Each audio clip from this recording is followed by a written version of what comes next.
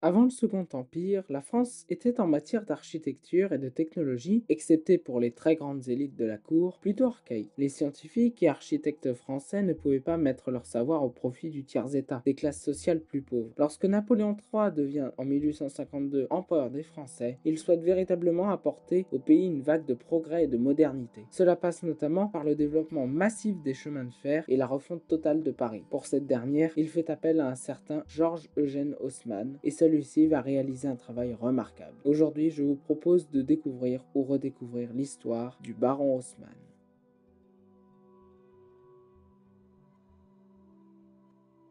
Georges Eugène Haussmann, de son nom complet, naît à Paris le 27 mars 1809. Il est le fils de Nicolas Valentin Haussmann, commissaire des guerres et intendant militaire de Napoléon Ier, et d'Ève-Marie-Henriette Caroline Denzel. Il est également le petit-fils de Nicolas Haussmann, député de l'Assemblée législative et de la Convention, administrateur du département de Seine-et-Oise, commissaire aux armées. Georges est donc issu d'une bonne famille, on peut le dire. Il fait ses études au lycée Condorcet à Paris, puis il entame des études de droit. En parallèle, il est élève au Conservatoire de musique de Paris. Sa carrière débute dans les administrations publiques, où il va enchaîner les postes. Il est tout d'abord nommé secrétaire général de la préfecture de la Vienne, puis le 15 juin 1832 sous-préfet d'Issingeaux en Haute-Loire. Il est successivement nommé sous-préfet de Nérac en Lot-et-Garonne, de Saint-Giron en Ariège le 19 février 1840, de Blaye en Gironde le 23 novembre 1841, conseiller de préfecture de la Gironde, puis préfet du Var le 24 janvier 1849, de Lyon 15 mai 1850, de la Gironde le 2 décembre 1851. Lorsqu'il fut en poste à Nérac, il rencontra Louis-Octavie de Léard, issu de la bourgeoisie bordelaise avec laquelle il se marie le 17 octobre 1838 à Bordeaux. Ensemble, ils ont 2 filles. Sous son administration, les villes connaissent des travaux et projets importants. Il participe à la mise en place de la révolution industrielle en poussant à l'établissement de chemins de fer et d'usines à Bègle. Il fait finaliser les travaux de défense de la Pointe de Grave. Au niveau social, il aida les filles mères indigentes en leur donnant des allocations afin qu'elles élèvent leurs enfants. Il encourage aussi l'installation de bureaux de bienfaisance. À Bordeaux, de nombreuses voies ont été percées. L'éclairage au gaz et l'adduction d'eau se sont améliorés. Ces dernières améliorations ont eu lieu grâce à un projet de construction de 3 fontaines monumentales. Plus tard, en 1853, le ministre de l'Intérieur, Victor de Persigny, présente Georges Haussmann à l'empereur Napoléon III. Haussmann devient ainsi préfet de la Seine le 1er juillet 1853. Quelques jours auparavant, le 29 juin, l'empereur lui confie la mission d'assainir et d'embellir Paris en s'inspirant de l'hygiène et de l'urbanisme de Londres reconstruite après l'incendie de 1666. Ainsi, Paris deviendrait aussi prestigieuse que Londres. Ce sera le point de départ de Haussmann.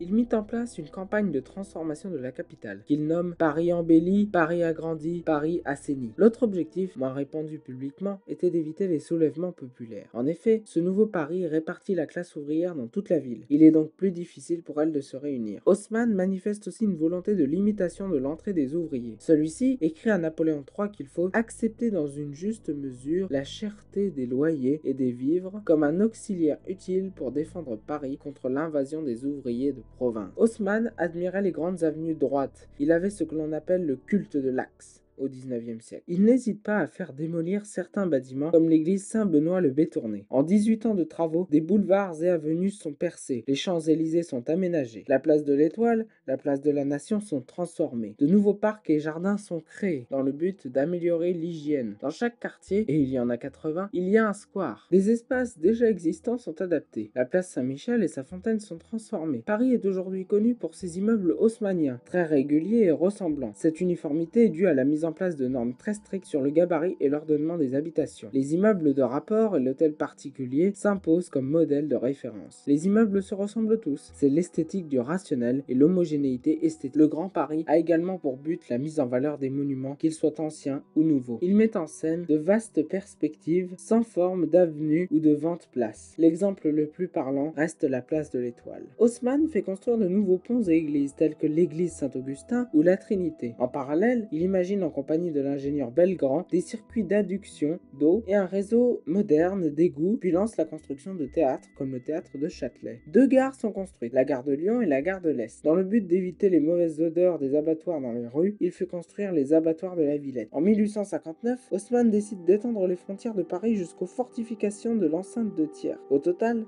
11 communes limitrophes de Paris sont absorbées par la capitale. Au même moment, Il procède à l'aménagement du Parc des Princes de Boulogne-Billancourt dans le cadre d'une vaste opération immobilière menée sous l'impulsion du duc de Morny. Toutes ces transformations ont un coût pharaonique. En 1865, Napoléon III contracte un emprunt de plus de 250 millions de francs or. Mais ce n'est pas tout. Il en contracte un autre de plus de 260 millions de francs or. Au total, cela représenterait de 25 milliards d'euros en 2011. En plus de cela, la banque d'affaires des frères Pereire investit 400 millions de francs or jusqu'en 1867. Finalement, 60% de Paris est transformé. 30 770 maisons étaient démolies en 1851. Depuis la révolution du style haussmannien, d'autres villes veulent s'inspirer de Paris. C'est notamment le cas de Rouen, d'Angers, de Lille, de Toulouse, d'Agen, d'Avignon, de Montpellier, de Toulon, de Nîmes, de Marseille et même d'Alger, qui connaissent une grande inspiration. Cette inspiration va au-delà même des frontières françaises. On retrouve un petit style parisien à Bruxelles, à Rome, à Barcelone, à Madrid, à Buenos Aires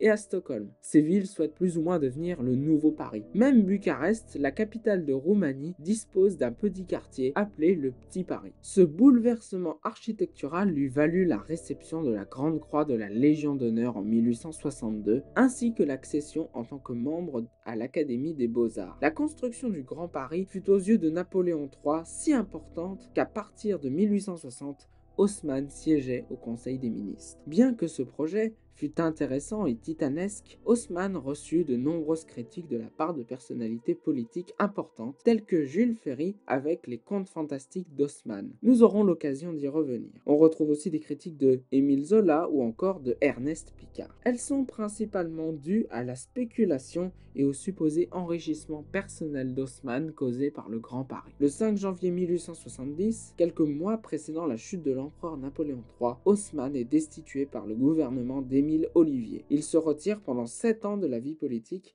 avant d'être élu en 1877. Il conservera ce titre jusqu'en 1881. Après cela, il écrivit des mémoires et il décède le 11 janvier 1891. Il est enterré au cimetière Père-Lachaise. Pour conclure, on peut dire quand même que Georges-Eugène Haussmann est un homme responsable en partie du rayonnement de la France à l'étranger et encore aujourd'hui. Le style haussmannien est aujourd'hui réputé à travers le monde. Regardez à l'étranger, quand on parle de la France, c'est souvent Paris qui revient, ce qui n'est pas le cas pour tous les pays. Quand vous prenez par exemple les États-Unis, ce n'est pas forcément tout de suite Washington qui vient en tête. Si Paris est aujourd'hui la ville de l'amour, du romantisme et de la mode, c'est sans doute grâce à ses grandes avenues, ses jardins et son grand éclairage public.